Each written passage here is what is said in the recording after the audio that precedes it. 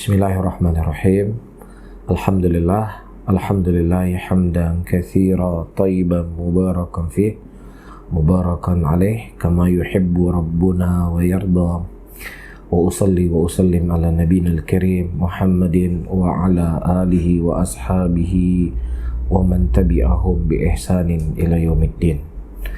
Dari tugas pokok Rasulullah sallallahu alaihi wasallam diutus oleh Allah Subhanahu wa taala adalah untuk mengajarkan manusia Al-Quran dan Sunnah Rasulullah Sallallahu Alaihi Wasallam.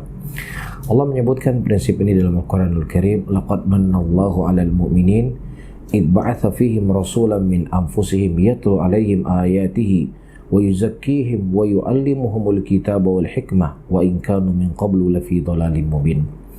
Dan sungguh kami telah memberikan anugerah kepada kaum mukminin ketika diutus kepada mereka seorang rasul dari kalangan mereka sendiri. Yang rasul tersebut membacakan kepada mereka ayat-ayat Allah dan mensucikan mereka dan mengajarkan kepada mereka Alkitab dan hikmah. Dan di antara pokok yang diajarkan oleh Nabi SAW adalah usul iman, akidah, tauhid seseorang. Dan tidak perlu lama para sahabat Nabi SAW belajar bersama Rasulullah SAW. Ya, mereka sudah faham tentang apa itu tauhid. Di antara cerita yang masyhur adalah kisah Tufail bin Amr ad-Dawsi radhiyallahu taala anhu. Ketika beliau datang ke Mekah pada waktu itu tidak ada niat sama sekali untuk masuk Islam dan beliau hidup dalam keadaan berbuat kesyirikan tadinya. Tapi singkat cerita beliau masuk Islam dan kemudian berguru dengan Nabi SAW beberapa saat. Ya, beliau tidak belajar puluhan tahun, tahunan. Hanya beberapa saat beliau belajar dengan Nabi SAW. Kemudian beliau pulang ke negerinya, diajak ibu bapaknya masuk Islam dan keduanya masuk Islam. Dan kemudian juga beliau mengajak istrinya masuk Islam, ya, dan kemudian juga istrinya menyambut ya keislaman tersebut.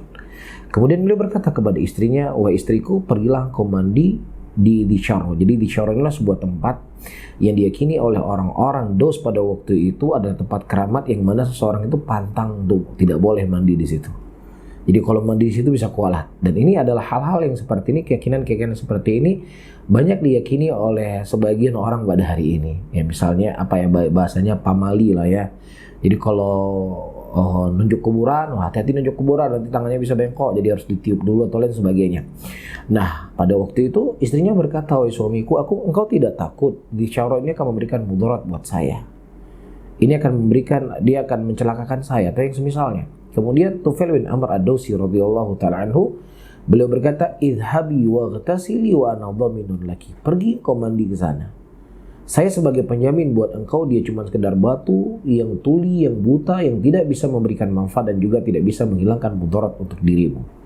Teman-teman semuanya, apa yang bisa kita ambil faidah?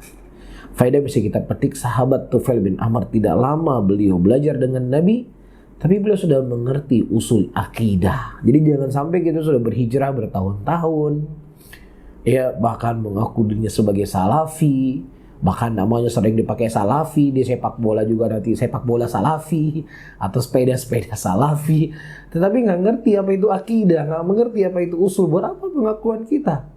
Ya pengikut Nabi SAW, tetapi kita nggak memahami apa ajaran yang diajarkan oleh Nabi SAW. Oleh karena itu nasihat saya kepada saya sendiri dan juga kepada teman-teman semuanya, ketika kita sudah mulai membuka pintu untuk berhijrah, maka hal yang paling terpenting kita pelajari adalah akidah. Hal yang paling kita pelajari adalah tauhid.